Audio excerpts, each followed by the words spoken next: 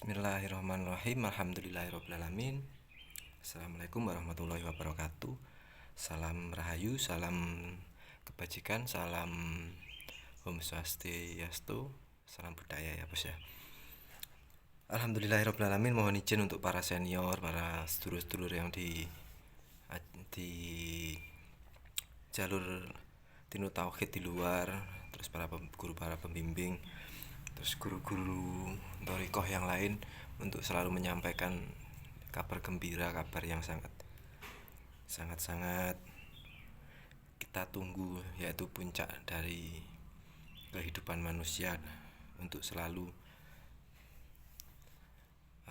bisa tahu siapa yang kita akan temui. Jadi intinya kita harus kenal dulu siapa yang harus kita temui, dan beliaunya berkenan untuk menemui kita dengan cara bimbingannya sendiri, dengan tuntunannya sendiri, dengan caranya sendiri. Nanti Anda sendiri akan dibimbing oleh Allah Subhanahu wa Ta'ala, gitu ya. Alhamdulillah, setiap kali saya keluar rumah itu memang dikehendaki sama Allah untuk menyampaikan ilmu Tinu Tauhid atau menulari ya. Setidaknya kalau bahasa kasarnya itu mengganggu pikiran Anda mungkin gitu, atau mengobok-ngobok, mengorek-ngorek, menguras kotoran-kotoran, atau mungkin suatu selimut dinding yang ada di dalam wadah Anda, untuk menemukan ketenangan, kesenangan, kekayaan, kesempurnaan yang abadi itu. Makanya saya juga harus memantapkan diri saya sendiri, khususnya saya sendiri, untuk menularkan kepada Anda untuk segera dan masuk dan mendalami apa itu ilmu tauhid, agar nanti intinya ini ya, Anda dipahamkan, dingertikan, dikasih tahu siapa sejatinya yang akan Anda temui, dan sejatinya yang akan Anda kenali selanjutnya, dan bertemu langsung dengan yang Anda kenali, yang selama ini melayani Anda. Ayo. Paham, semoga paham sama maksud saya. Diulang-ulangi kalau belum paham, dipahami maksudnya. Kalau tidak paham, ya itu bukan urusan saya. Saya hanya boneka, hanya aktor, saya hanya wayang, hanya robot, kontrol, dalang, sutradara ada di belakang saya. Saya tidak bisa apa-apa, saya tidak mampu apa-apa, itu ya bos ya. Dan perlu saya ingatkan, atau saya bukan ingatkan terkesan menyuruh ya, dan perlu Anda ingat, dan saya ingin menularkan ilmu atau cara yang paling ampuh dan paling tepat, walaupun itu nanti ditempuh juga dengan cara yang sangat-sangat melelahkan, sangat-sangat menguras tenaga, hati, pikiran. Tapi nanti ketika Anda sudah ketemu, atau sudah paham, sudah ngerti, yang Anda cita-citakan di dunia ini, insya Allah sepertinya sudah tercapai semuanya. Bukan harta, bukan duniawi, atau kebiarit dunyo brono katanya.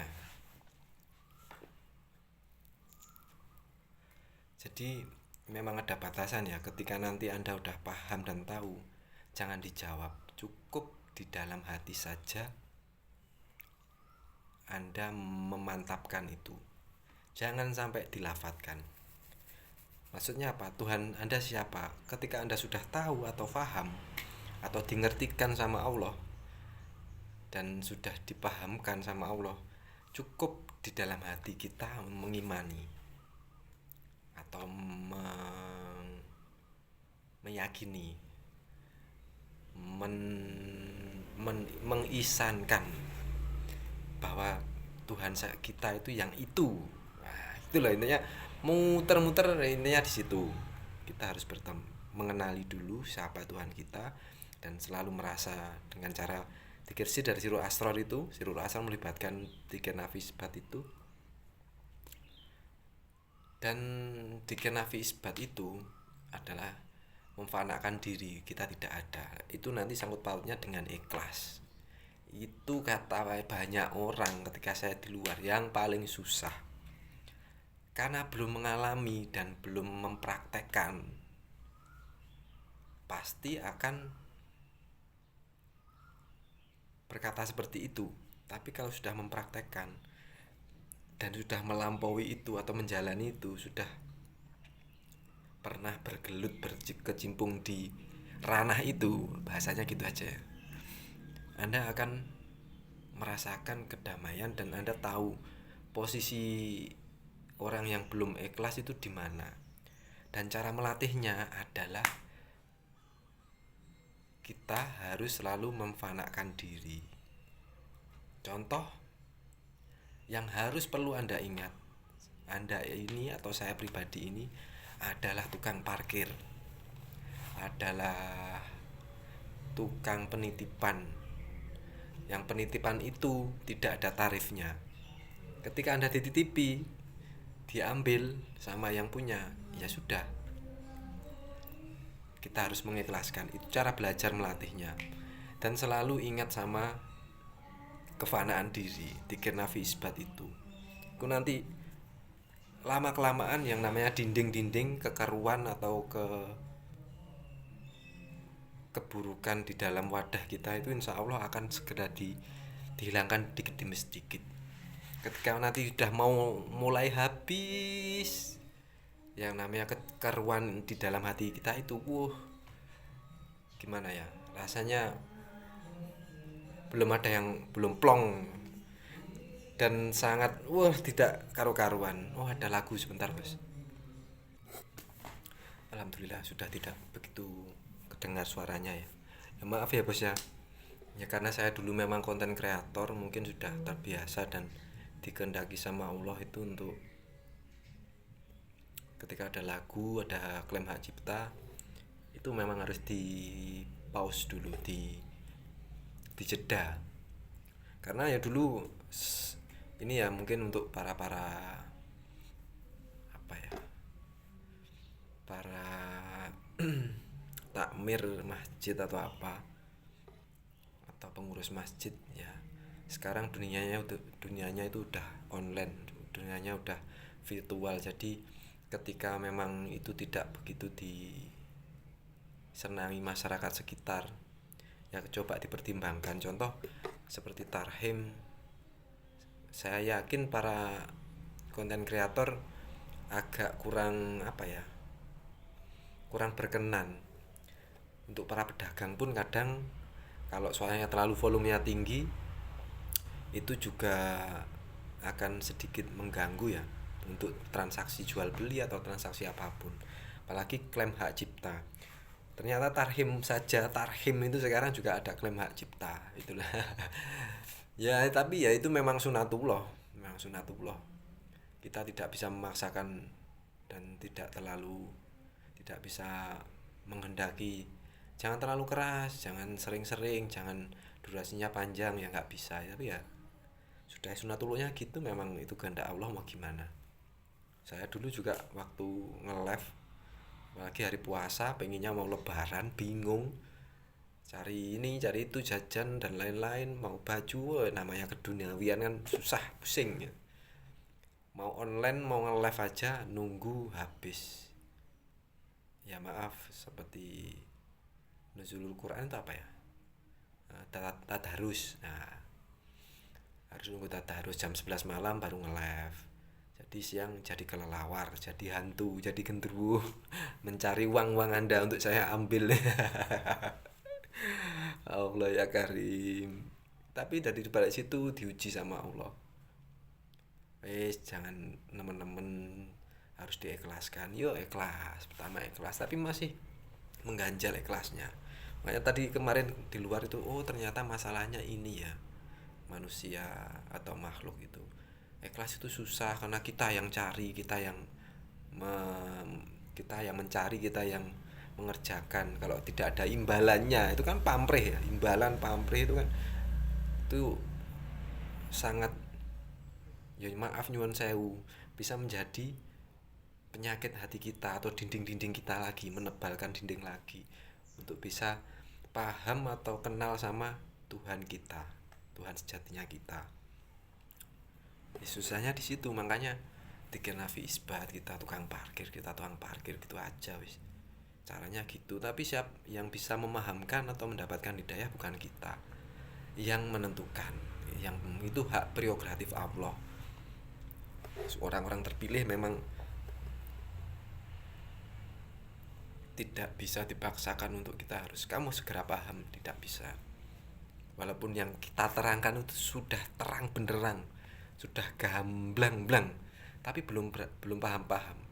Karena ilmu ini ilmu yang bisa dirasakan, yang langsung menyambung sama Allah, yang langsung disambungkan dan langsung keterikatan kita, tali kita sama Allah yang akan menuntunnya. maka segera lakukan, segera dalami.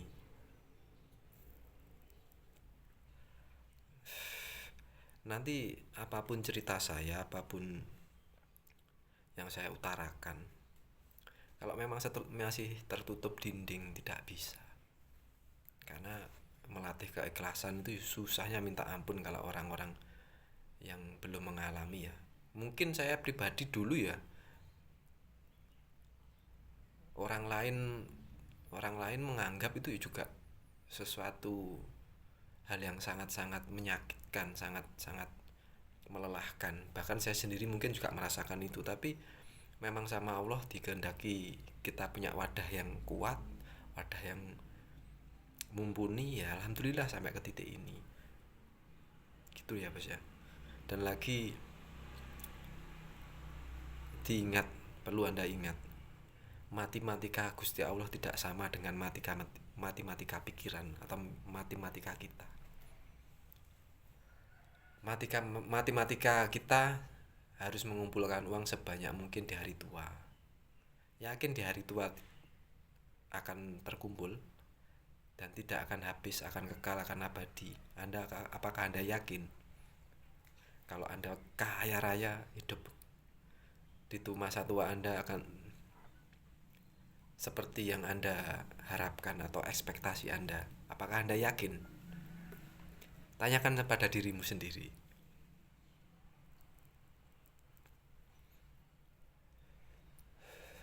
Sedangkan Anda sekarang juga banting tulang untuk tabungan masa tua dan lain-lain.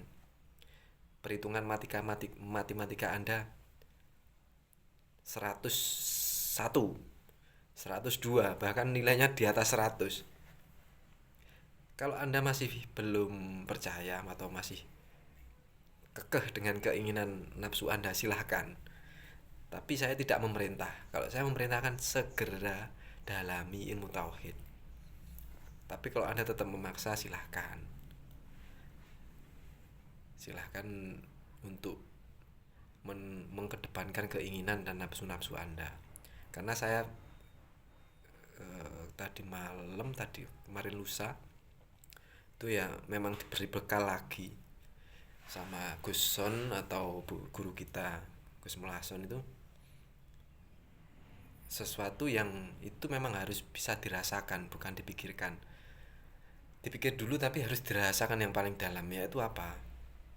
Semua segala sesuatu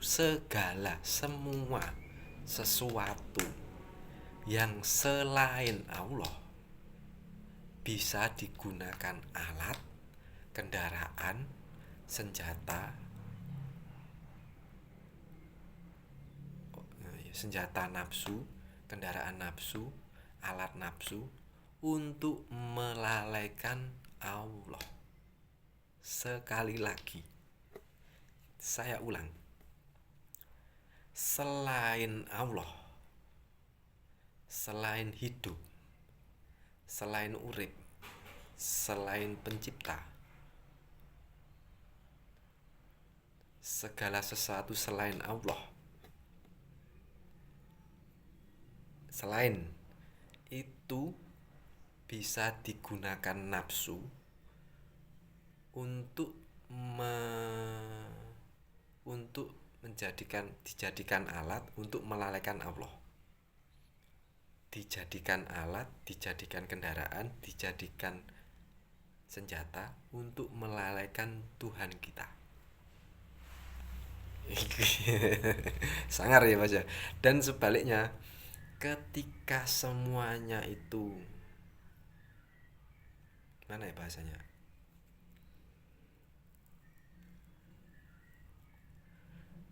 pokoknya intinya ada catatannya, lupa ya, pokoknya disinilah gitu ya Mas ya. Semoga banyak membantu. Mungkin videonya nanti agak tidak terlalu banyak seperti awal-awal. Yang penting selalu berbuat kebaikan untuk selalu menulari, berbagi kepada Anda yang sifatnya itu sangat kekal, yang sangat misteri, yang sangat spiritual, mungkin yang sangat dalam. Tapi ini bukan tugas saya untuk memahamkan, tugas saya hanya menyampaikan. Gitu aja ya, matur suwun. Waalaikumsalam warahmatullahi wabarakatuh. Kebalik, wassalamualaikum warahmatullahi wabarakatuh.